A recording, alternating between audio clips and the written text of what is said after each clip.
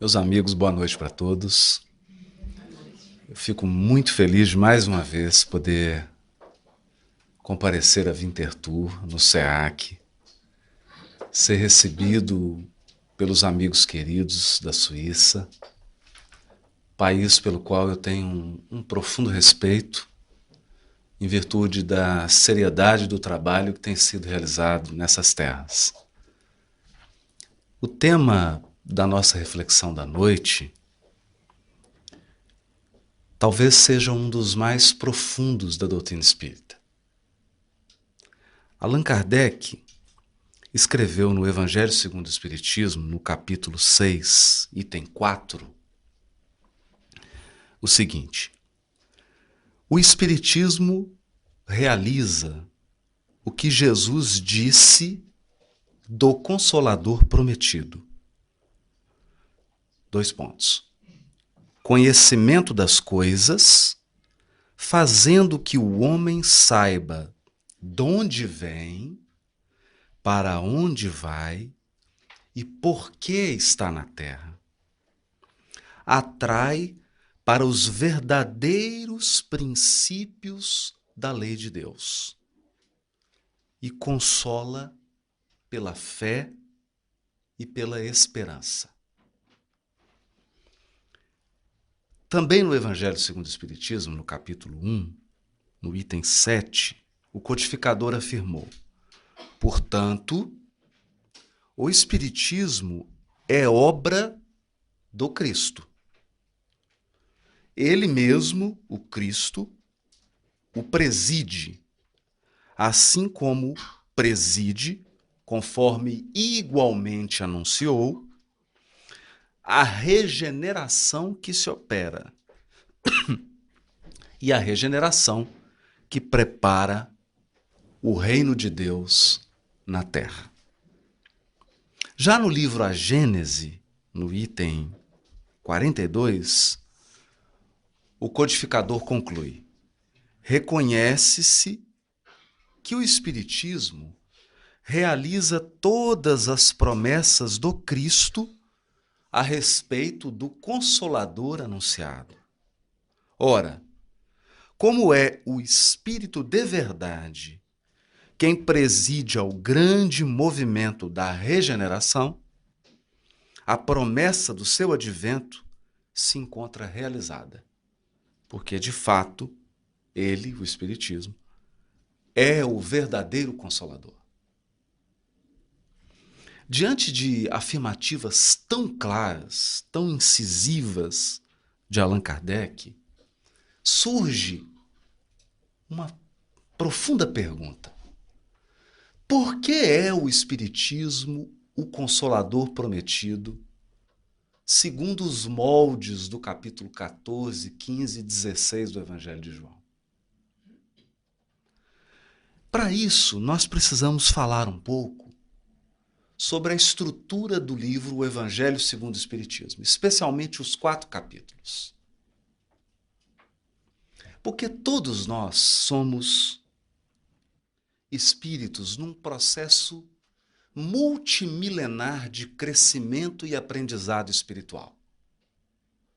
Todos já passamos por múltiplas experiências na área religiosa, já aprendemos muitos conceitos e alguns de nós ainda se encontram emocionalmente vinculados a alguns elementos religiosos do passado. Mas é preciso considerar que a doutrina espírita vem propor uma renovação, uma evolução do pensamento religioso humano. E como ela faz isso? Já no primeiro capítulo do Evangelho segundo o Espiritismo, Kardec coloca um item chamado a aliança entre a ciência e a religião. Com esse singelo item, o codificador já deixava claro que a doutrina espírita seria companheira, colaboradora da ciência.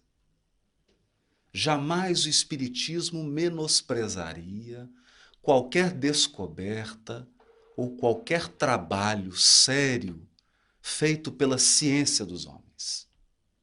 Por outro lado, o codificador também deixa claro que a ciência necessita muito e muito do auxílio, da ajuda da doutrina espírita, se ela quiser cumprir a sua função humanitária.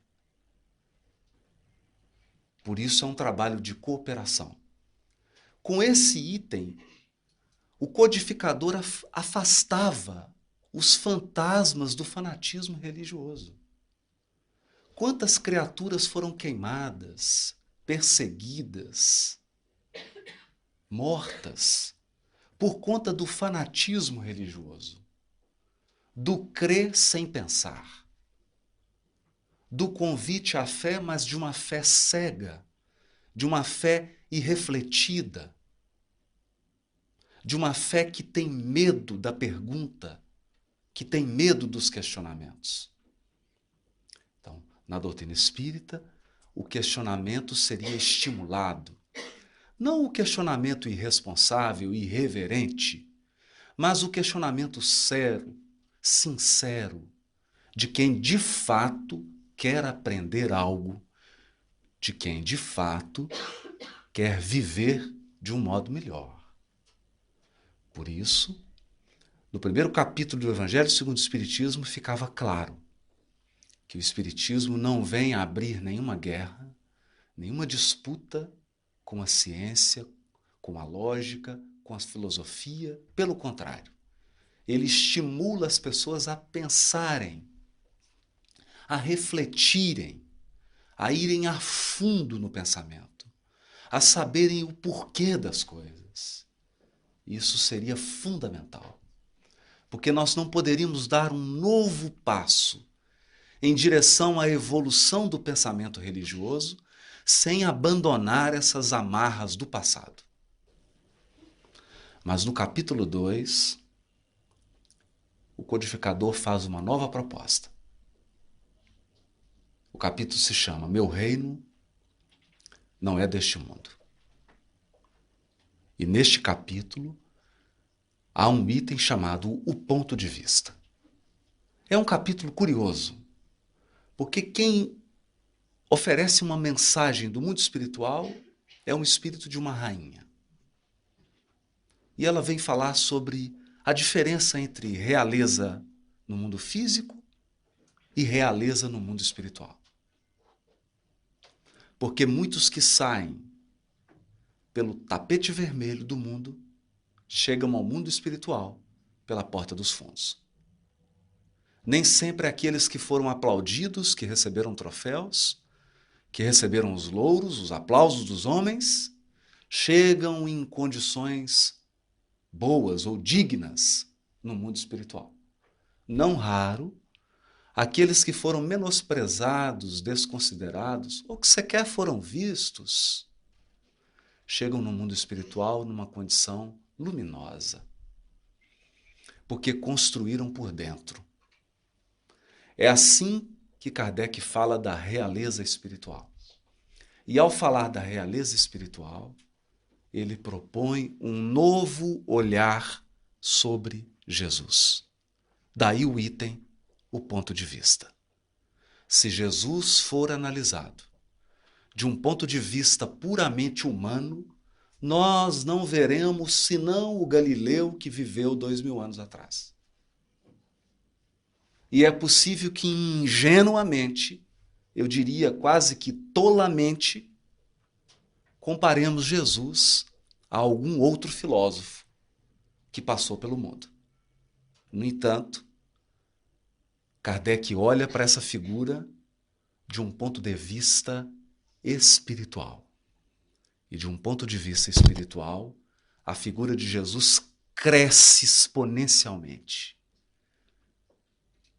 revelando-se a sua realeza espiritual, a sua grandeza espiritual. Os seus atos, a sua vida e as suas palavras são colocadas numa nova perspectiva.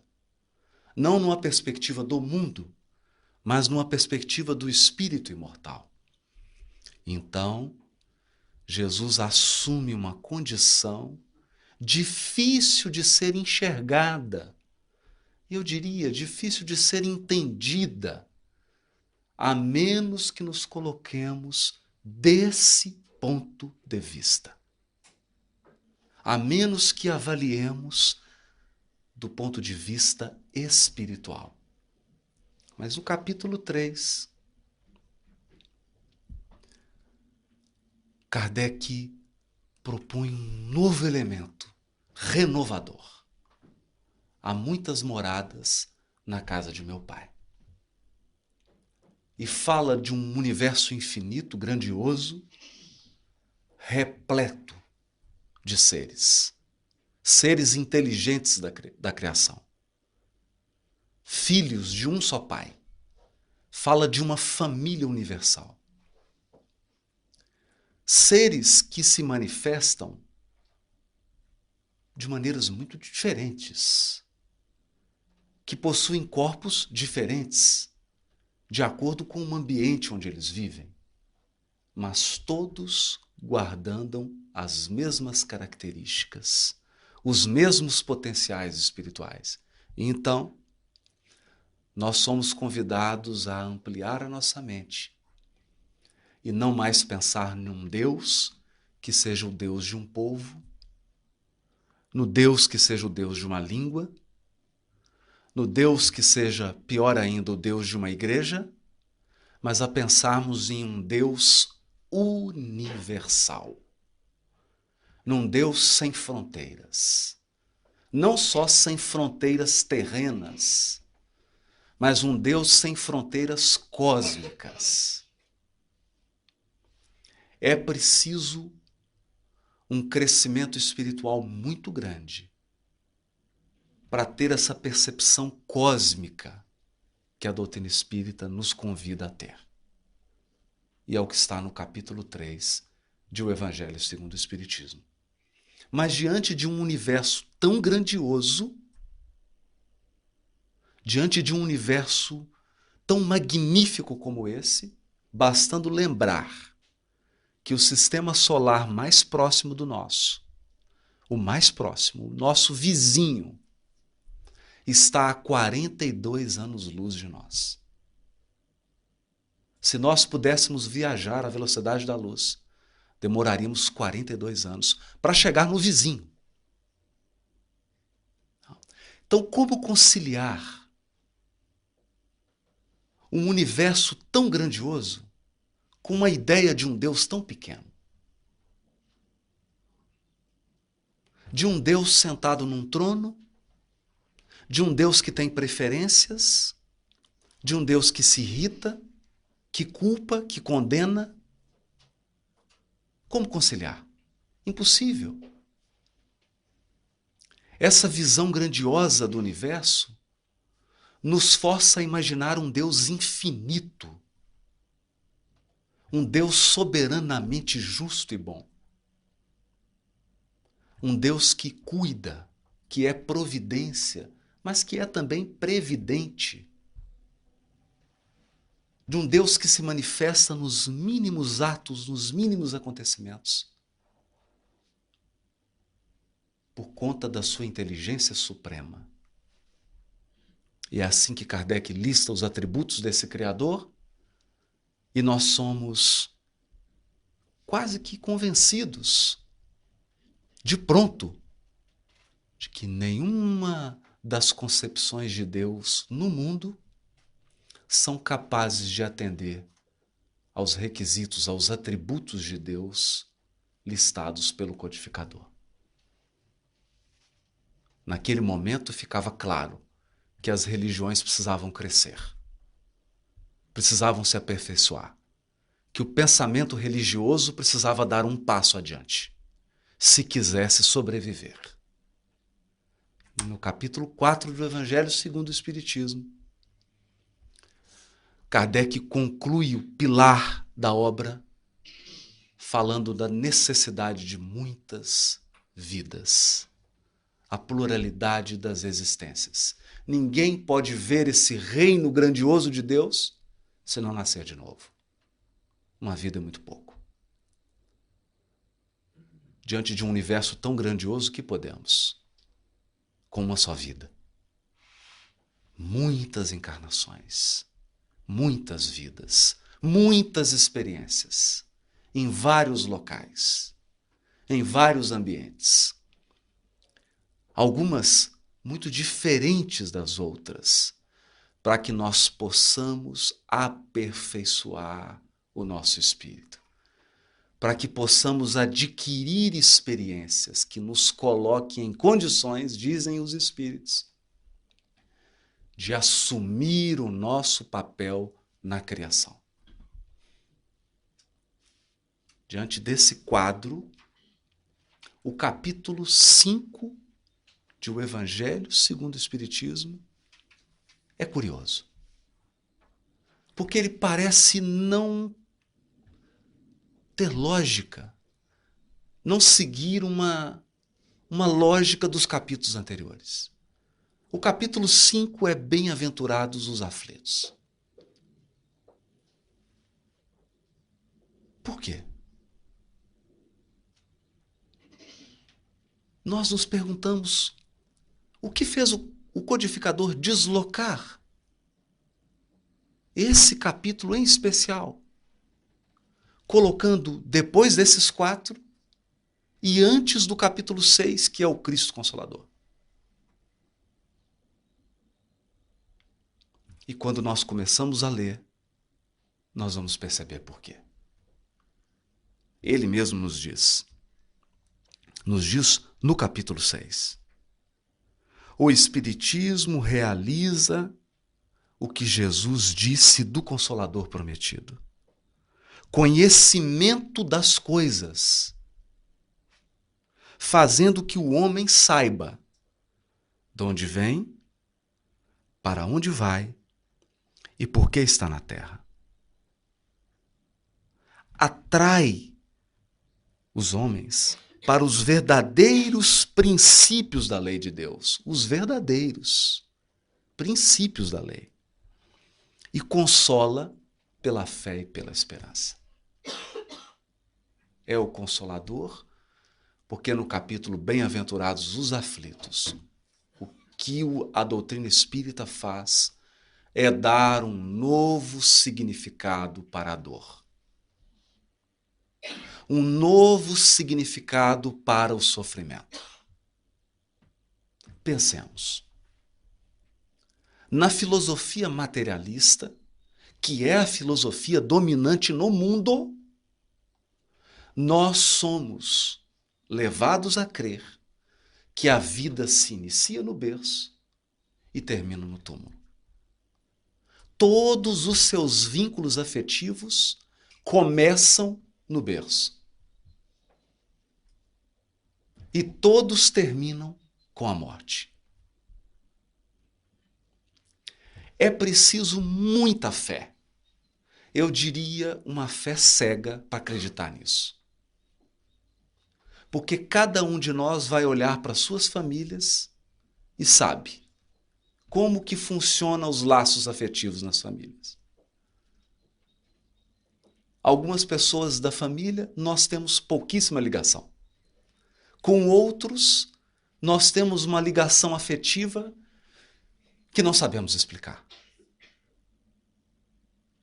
Se todos os laços afetivos nascessem no berço, todos seriam iguais.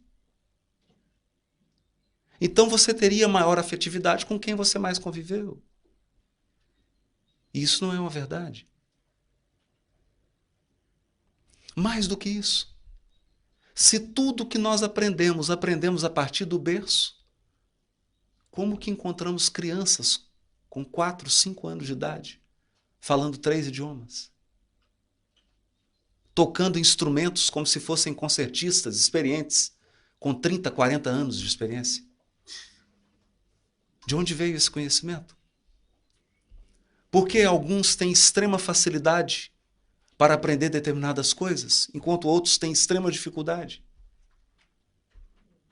Então, um exame da vida como ela é revela que essa perspectiva materialista não é suficiente.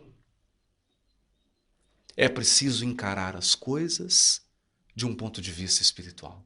E de um ponto de vista espiritual, sabemos que somos espíritos imortais numa grande jornada de aprendizado e de aprimoramento. Diante disso, o que é a dor? O que é a vida humana diante da eternidade do espírito? Diante do infinito que nos espera, que são 20, 30 anos de sofrimento. Se nós, no mundo espiritual, programamos de nascer numa determinada família, onde ficou definido que alguns iriam antes e outros viriam antes, o que será a perda de um ente querido quando pensamos da perspectiva de um espírito imortal? Se não uma provisória despedida, cheia de saudade, é claro, com dor, com pesar, mas não um caminho sem saída. É assim que no capítulo Bem-aventurados os aflitos, Kardec escreve sobre o bem e o mal sofrer, sobre causas atuais e causas anteriores da aflição.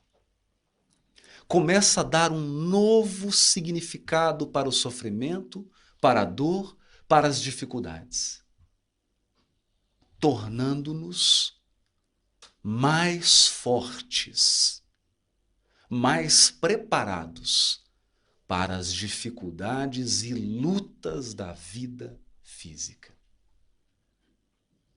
Porque tomamos consciência que a experiência na carne é uma ligeira viagem. A nossa verdadeira morada é o mundo espiritual, não é o mundo físico. Os nossos verdadeiros laços estão firmes no mundo espiritual. Os espíritos que se amam sempre se buscam e sempre se encontram. Sempre estão juntos, auxiliando-se mutuamente. E depois de falar de bem-aventurados os aflitos, Kardec fala do Cristo Consolador. Aí sim, seleciona algumas mensagens do Evangelho de Jesus que passa a fazer sentido.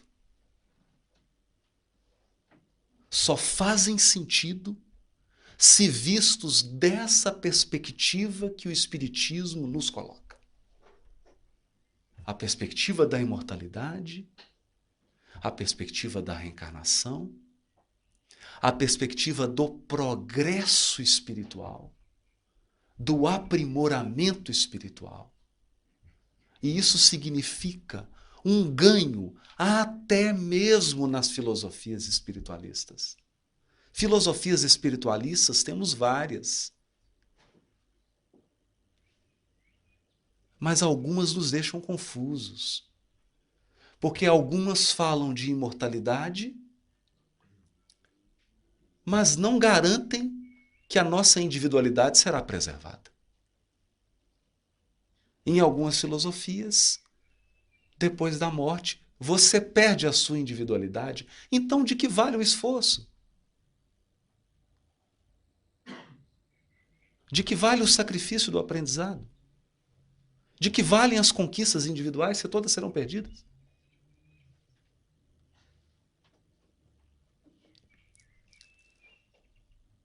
Na doutrina espírita, o conceito de progresso espiritual coloca toda a nossa vida em perspectiva. Cada elemento do nosso destino tem um propósito. E um propósito visto de um nível superior. E é sobre isso que nós gostaríamos de falar. Essa foi só uma introdução.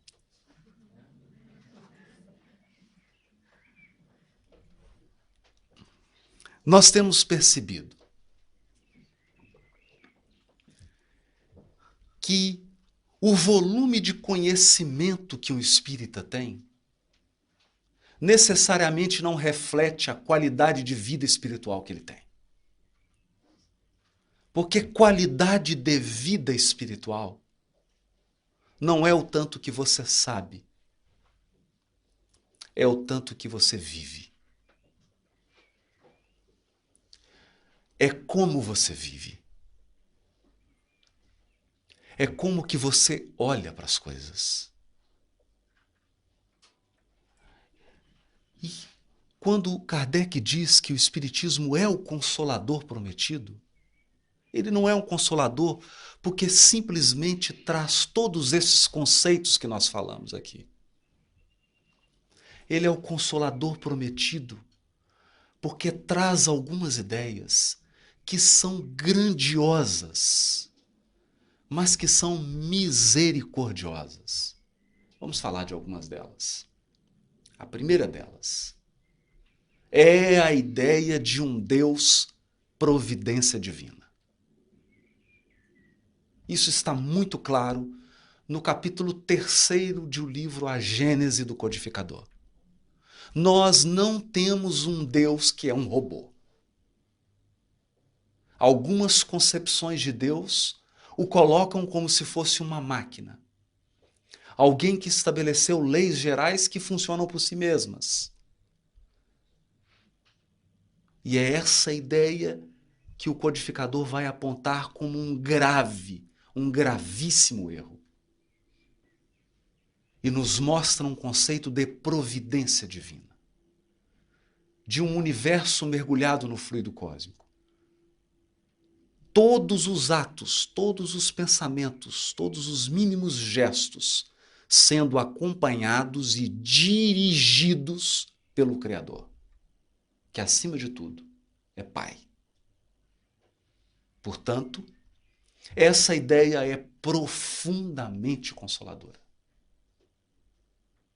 Porque ela nos leva a pensar, nós nunca estamos sozinhos. É impossível estar sozinho.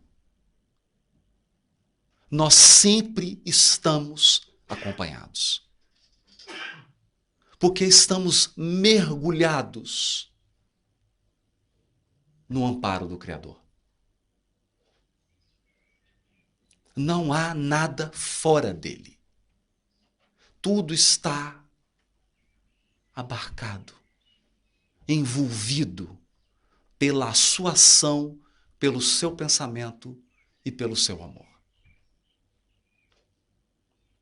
E mais do que isso, toda a criação funciona segundo um plano que é de inteligência máxima. Porque Deus é inteligência suprema. Isso nos faz pensar como é difícil ver inteligência nos acontecimentos da nossa vida. Não estamos dizendo daqueles acontecimentos que nós provocamos com a nossa irreflexão, com a nossa imprudência. Estamos dizendo daqueles fatos que fogem ao nosso controle. Há sempre uma inteligência suprema conduzindo cada elemento. Por isso, ter qualidade de vida espiritual é ser capaz de perceber essa inteligência que dirige a nossa vida. Nos menores atos. Você sai de casa e naquele dia encontra com determinadas pessoas.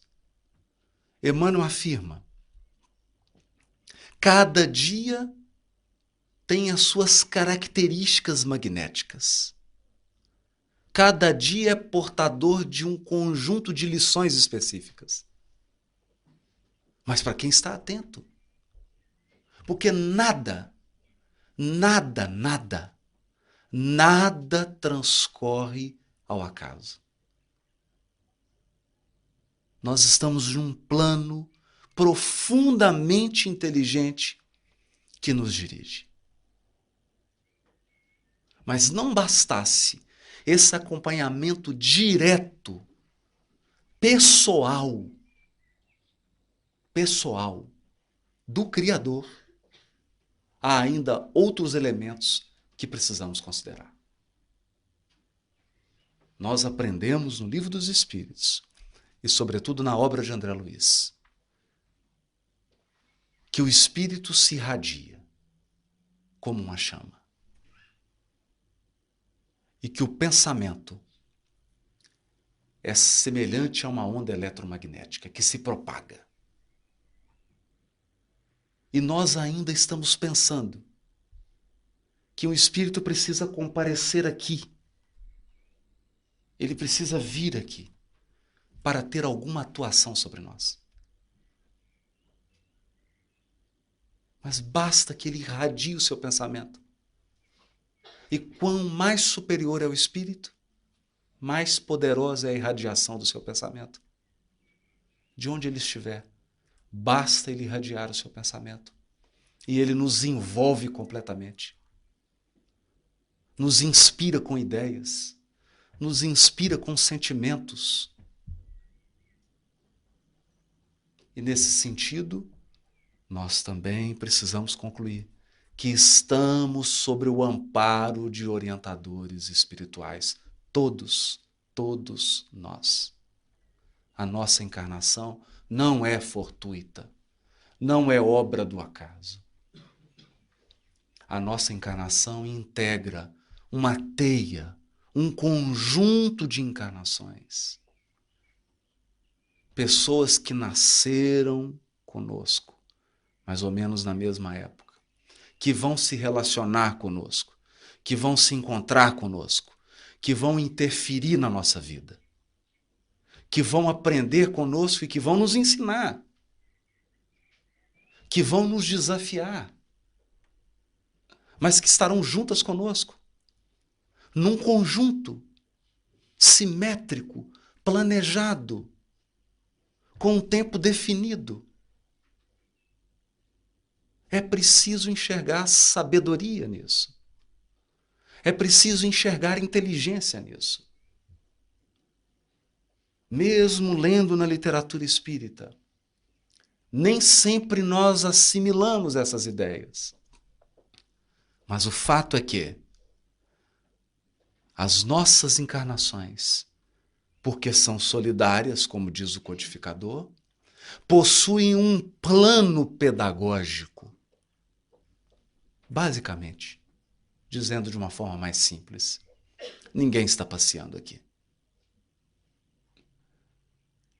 Ninguém está aqui por acaso. Ninguém está ligado a essa ou aquela pessoa de improviso. Tudo está sob uma tutela espiritual. Quanto mais progride o espírito, mais responsabilidades ele assume em tutelar os seus irmãos que estão abaixo. Porque o universo é solidário. Há uma solidariedade, uma lei de cooperação que une todos os seres e coisas da criação. Nós estamos a cada segundo sendo acompanhados e monitorados, sem o percebermos. Mas é um acompanhamento e um monitoramento repleto de amor, porque nós somos integralmente respeitados. Em virtude da lei do livre-arbítrio, não é permitido a nenhum deles que decida por nós. Podem nos inspirar, podem nos aconselhar, podem apelar para o nosso coração, para o nosso sentimento, mas não podem decidir por nós. Mas é muito triste quando mesmo depois de ter contato com a doutrina espírita, nós não conseguimos sentir essas coisas. É preciso sentir essas verdades. Porque o Espiritismo só se transforma em consolador quando essas verdades são sentidas no nosso coração. Sentir-se acompanhado, sentir-se tutelado, sentir que a nossa vida não transcorre de um acidente para outro. Pelo contrário, todas as experiências chegam quando estamos preparados para extrair dela o melhor.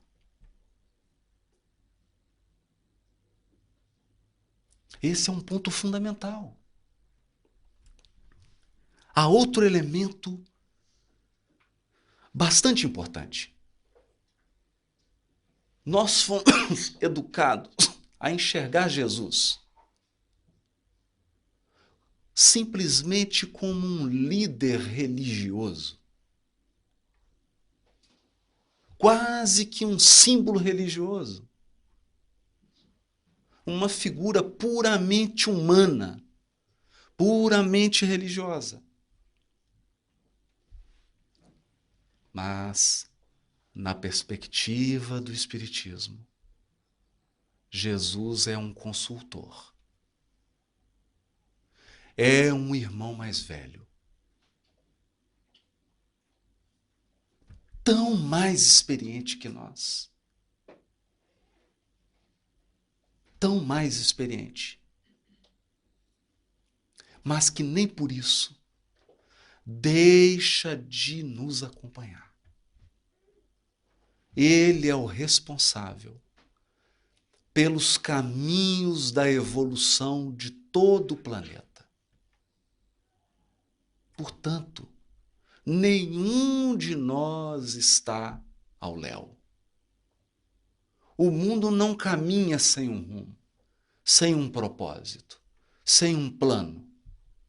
Pelo contrário, há uma direção, há uma condução, há um tempo para cada coisa.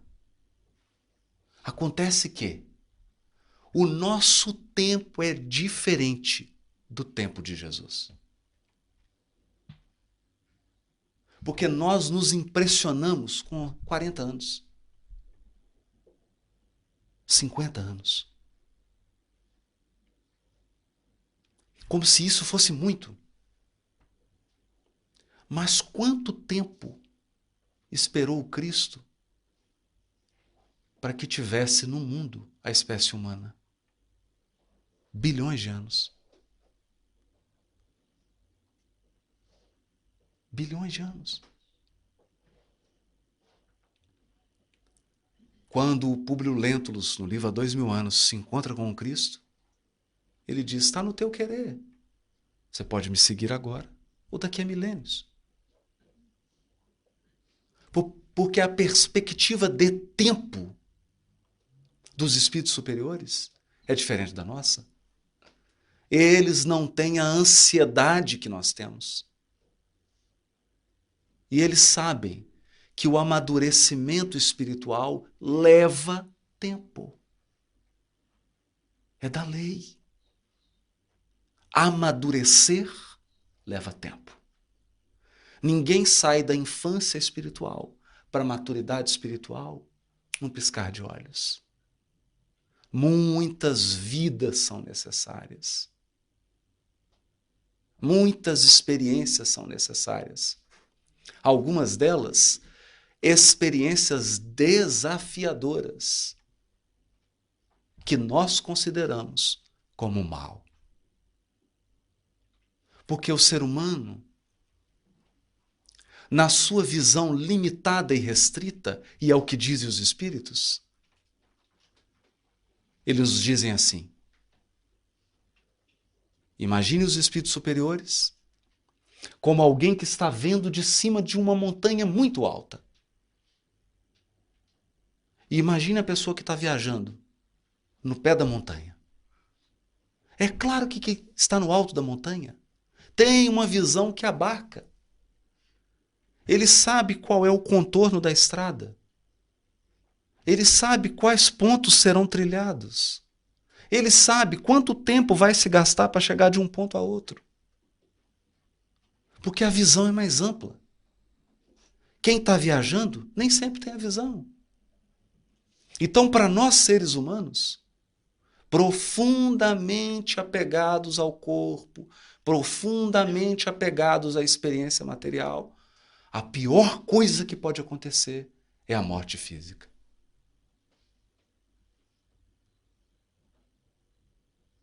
Para os espíritos, a morte física não é um problema. Há outros perigos muito maiores. Por exemplo, o da inconsciência. Porque quando nos entregamos à inconsciência, nós podemos dormir por muitas vidas.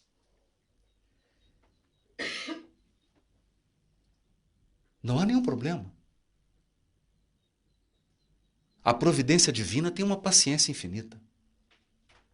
O difícil são os corações que nos esperam. Porque há corações nos esperando. Há corações nos aguardando. Muitos de nós estamos aqui patrocinados, avalizados.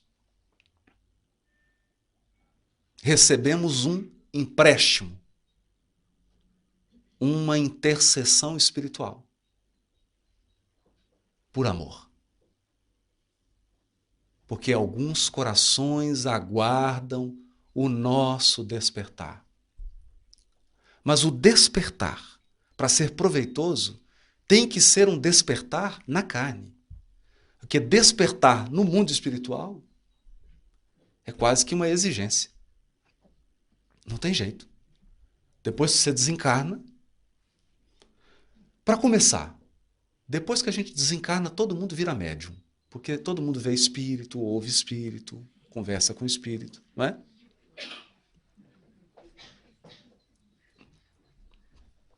Todos. Então a gente vira médium assim que desencarna. É mais fácil despertar. O difícil, o desafiador, é despertar enquanto estamos na jornada da vida física. Porque aí é preciso desenvolver dois elementos importantíssimos: confiança e gratidão. Confiança é um regime de cooperação mútua com Deus. Nós aguardamos dele alguma coisa, mas ele aguarda de nós também. Ele também espera. E gratidão é saber reconhecer o bem, onde todos só veem o mal.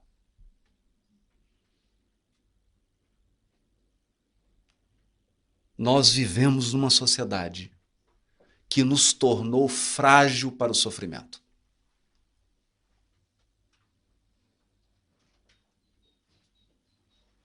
A cada vez nós nos tornamos menos preparados para fatos naturais da vida. E a vida é repleta de desafios. A vida é repleta de sacrifícios. Tem dores que são naturais. São dores do processo de crescimento da própria vida física. E por essa razão, o Espiritismo vem trazer uma luz grandiosa, porque nos torna mais fortes, nos torna mais preparados, nos coloca numa maior conexão com o Criador.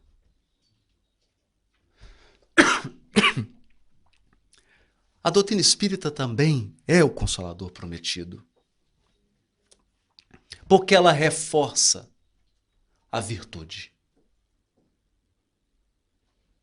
O que mais se ouve hoje em dia é as pessoas se queixando,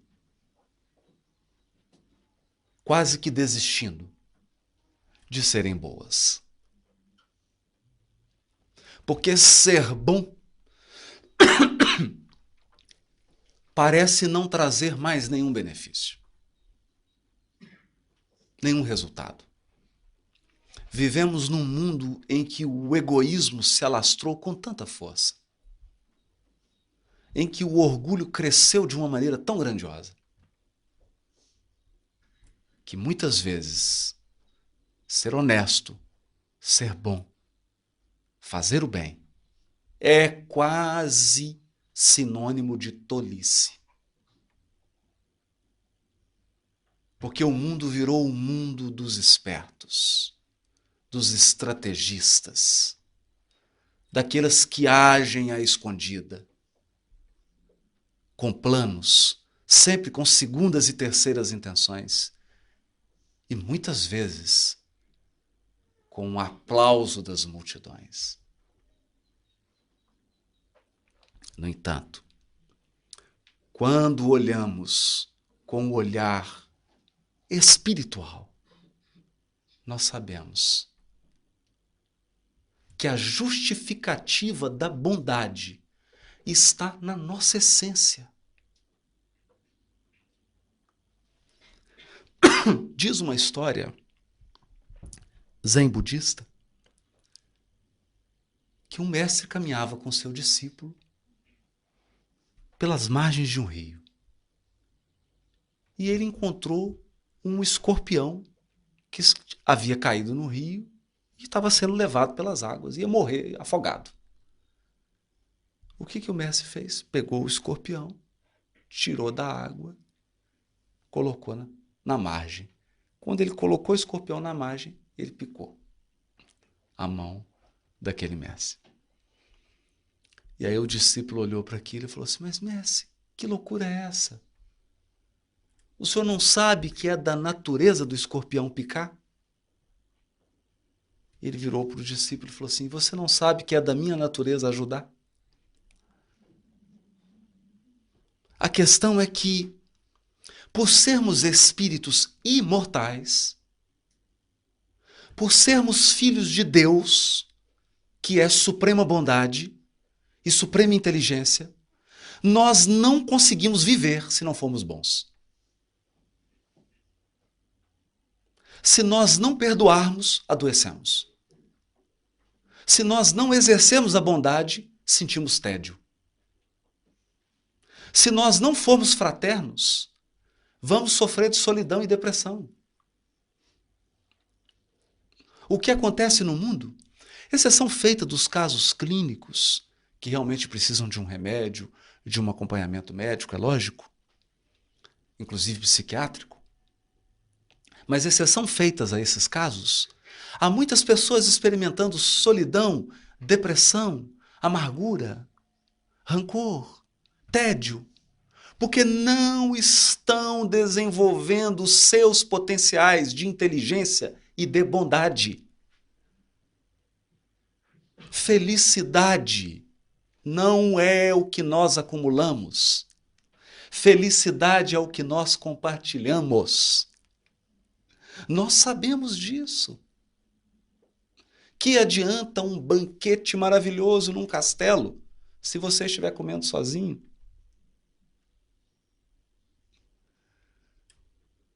O bom da refeição é poder compartilhar.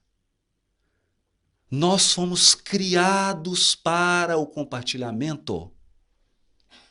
Nós fomos talhados para a bondade. É por essa razão que no Evangelho segundo o Espiritismo, Kardec escreve um item maravilhoso: o homem de bem. E descreve todas as virtudes que eram possíveis serem colocadas naquele momento sobre o homem de bem. E ele finaliza dizendo: é claro que o homem de bem tem mais virtudes, Mas aquele que tiver essas está no caminho de adquirir as outras. E nós olhamos para aquele item do homem de bem e imaginamos que se trata de um super-homem ou de uma mulher maravilha. Mas, na verdade, aquele somos nós. Esse é o nosso DNA. Porque nós somos filhos de um Criador que é inteligência suprema e que é bondade suprema. É a nossa natureza. Não dá para negar. O Espiritismo é consolador prometido, porque ele nos dá condições de desenvolver esses potenciais. Então você será bom, porque a bondade é a única coisa que permanece para sempre.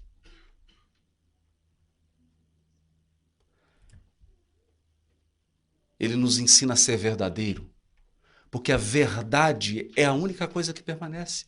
Não há nenhuma mentira que não seja revelada. Todas serão. Toda mentira fica oculta por um tempo. Depois de um tempo ela vem à tona. Não adianta esconder.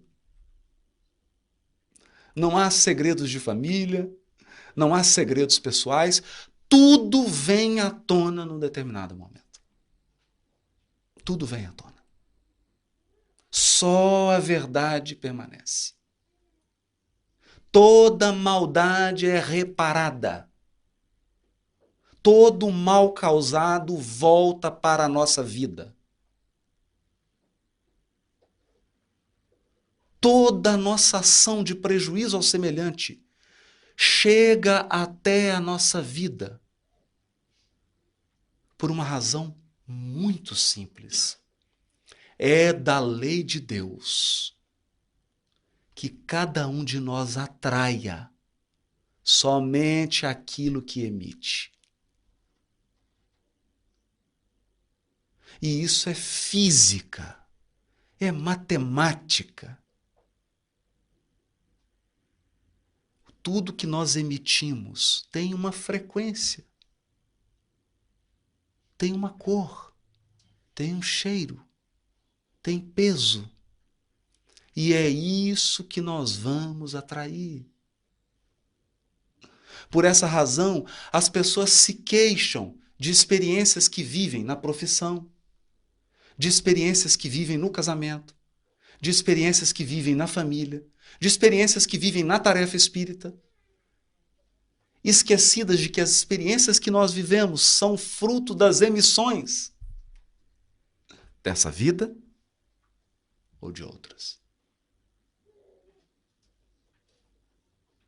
Nós sempre nos encontraremos com aquilo que nós oferecemos à vida. É da lei. Não há punição nisso. Porque isso funciona em todos os lados. Se nós emitimos bondade, a bondade vem ao nosso encontro. Se nós emitimos gentileza, a gentileza vem ao nosso encontro. Se nós emitimos paciência, a paciência vem em nosso socorro. É por isso que há uma profunda consolação nessas ideias que o Espiritismo nos traz, porque ela nos mostra de uma forma muito lúcida e muito clara, não só nas reencarnações, mas muitas vezes em uma vida só. Em uma vida. Mergulhar nas fontes consoladoras da doutrina é enxergar a vida com novos olhos. Você olha para as coisas que acontecem com um novo olhar. Mas isso precisa ser treinado. Isso precisa ser exercitado. Um novo olhar. E o Espiritismo é consolador prometido. Porque ele nos revela talvez o elemento fundamental. O nosso futuro é de suprema felicidade. Não há outra alternativa. Nesse ponto, funcionou o determinismo divino. Não tem escolha. Então, se alguém ficar contrariado, me desculpe. Mas você foi criado para ser infinitamente feliz. Mas foi criado para ser perfeito.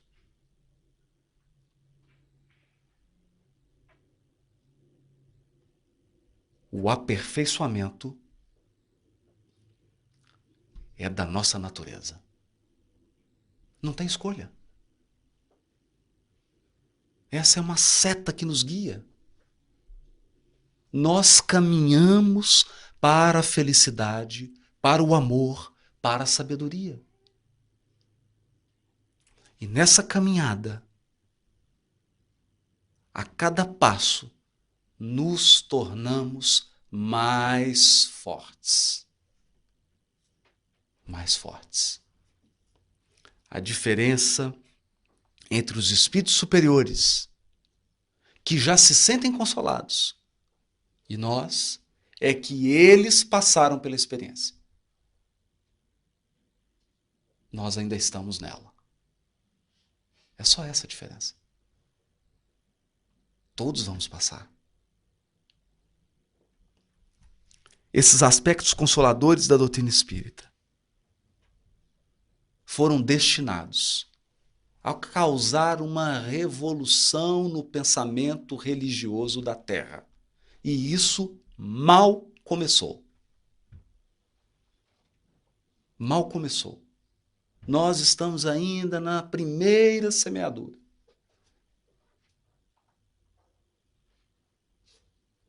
Porque a regeneração do mundo passa, segundo o codificador, pela implantação de uma nova moral no planeta.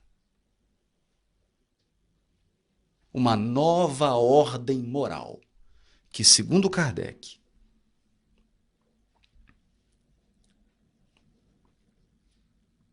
segue o mesmo princípio do movimento que trouxe o ideário de liberdade. Hoje, nenhum povo, pouquíssimas sociedades aceitam viver sob a escravidão. Aceitam viver tolhidas. Todos os povos, todas as comunidades querem a sua liberdade. Liberdade de viverem segundo as suas crenças, segundo a sua vontade, liberdade de se autodeterminarem, mas isso nem sempre foi assim. Agora é a hora de uma nova mudança, porque o novo homem, o ser humano do futuro, será um ser humano que não conseguirá viver sem um alto padrão de moralidade. Não de moralismo, de moralidade. Porque o moralismo é um teatro.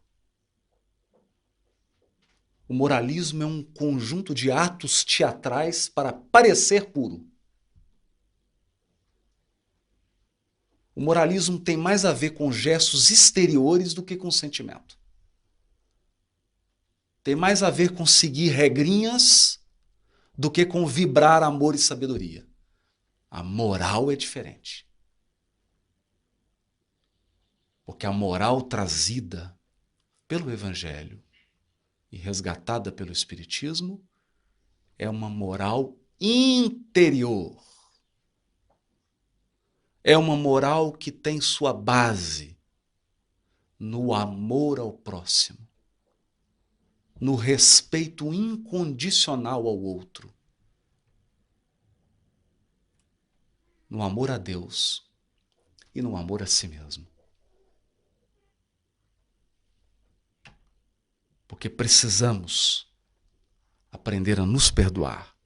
precisamos aprender a nos amar. Precisamos aprender a ser mais cuidadosos conosco.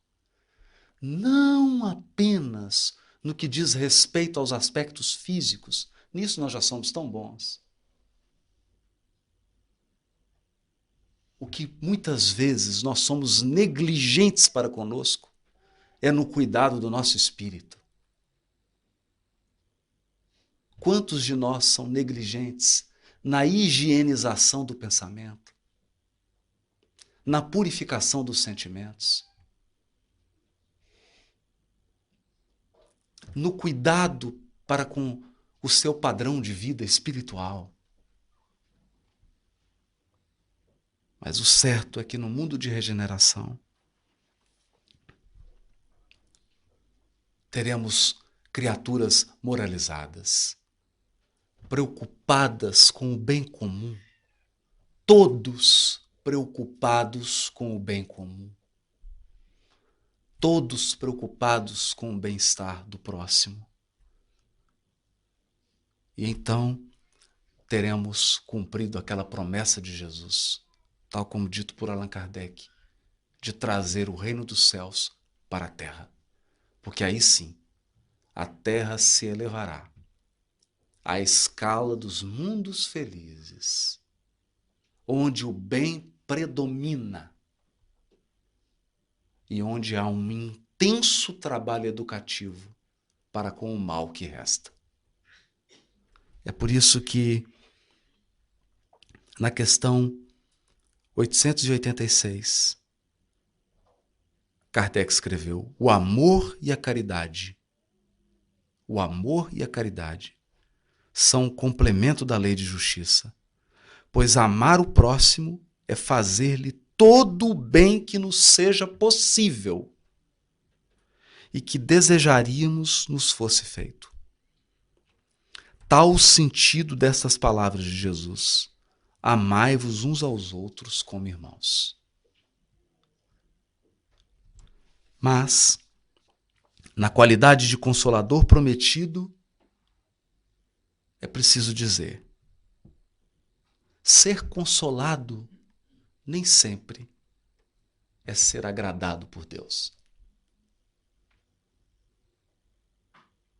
O consolo do Criador vem muitas vezes de uma maneira tão sutil e é preciso muita sensibilidade para percebê-lo.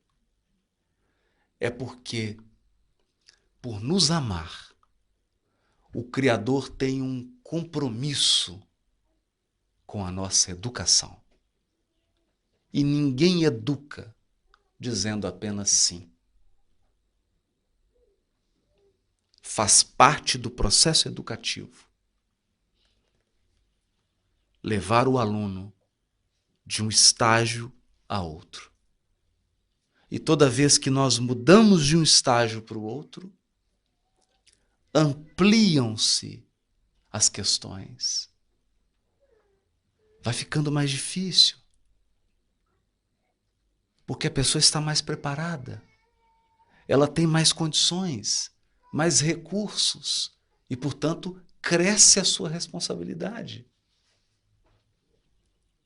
Esse compromisso com a nossa educação espiritual implica que muitas vezes a providência divina nos tira e nos dá. Nos tira, às vezes, aquilo que a gente mais gosta e nos dá aquilo que a gente não quer.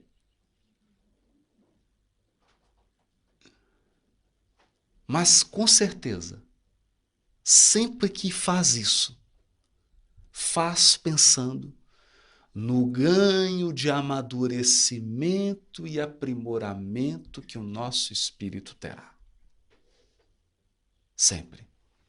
É por essa razão que, para exaltar o aspecto consolador da doutrina espírita, Maria Dolores, no livro Antologia da Espiritualidade, ditou a Francisco Cândido Xavier o poema Agradeço, Senhor. Agradeço, Senhor, quando me dizes não às súplicas indébitas que faço através da oração. Muitas daquelas dádivas que peço, estima, concessão, posse, prazer, em meu caso, talvez fossem espinhos na senda que me destes a percorrer. De outras vezes, imploro-te favores, entre lamentação, choro, barulho. Mero capricho, simples algazarra, que me escapam do orgulho. Existem privilégios que desejo, reclamando-te o sim, que se me florescessem na existência, seriam desvantagens contra mim. Em muitas circunstâncias, rogo afeto, sem achar companhia em qualquer parte. Quando me dás a solidão por guia, que me inspire a buscar-te. Ensina-me que estou no lugar certo, que a ninguém me ligastes de improviso e que desfruto agora o melhor tempo de melhorar-me em tudo o que preciso. Não me escutes as exigências loucas, faze-me perceber que alcançarei além do necessário se cumprir o meu dever. Agradeço, meu Deus, quando me dizes não com o teu amor, e sempre que te rogue o que não deva, não me atenda, Senhor.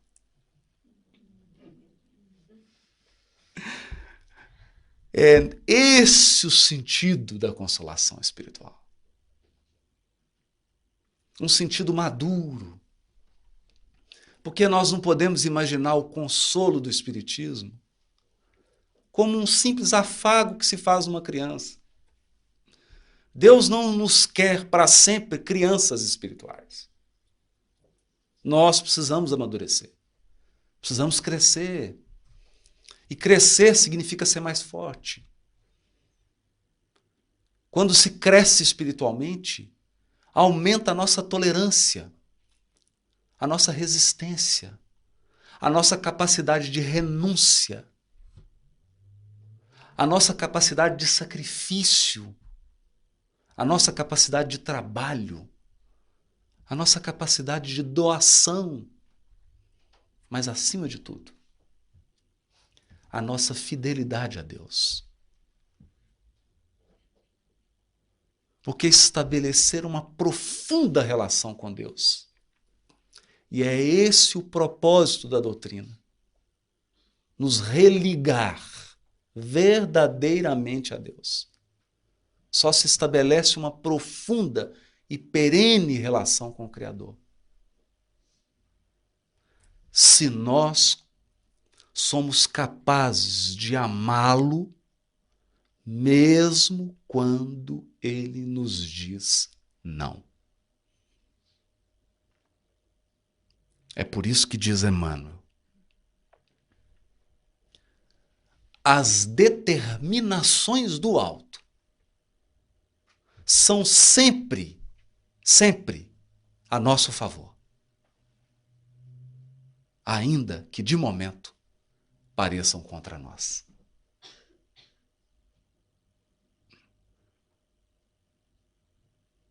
Nessa nova visão da dor, do sofrimento, do destino, da nossa natureza, o Espiritismo abre um novo caminho para a humanidade inteira. Convida para uma nova jornada. Uma jornada que pode até significar algumas lágrimas, algumas preces, algumas intercessões, mas que seguramente nos transformará na pedra preciosa que nós somos. Não existem anjos de seda, nem de papel machê. Os espíritos puros são diamantes lapidados, indestrutíveis, porque passaram por experiências bastante dolorosas, desafiadoras, mas conseguiram construir no interior dos seus corações um altar íntimo, onde se comunicam com Deus e onde são capazes de interpretar a vontade divina a respeito das suas vidas. Então, eu espero, do fundo do coração, que nós possamos ampliar a qualidade da nossa vida espiritual, sentindo, não apenas lendo, não apenas pensando, mas sentindo essas poderosas lições da doutrina espírita. Porque são elas luzes que nos guiarão nas noites mais escuras. Muito obrigado.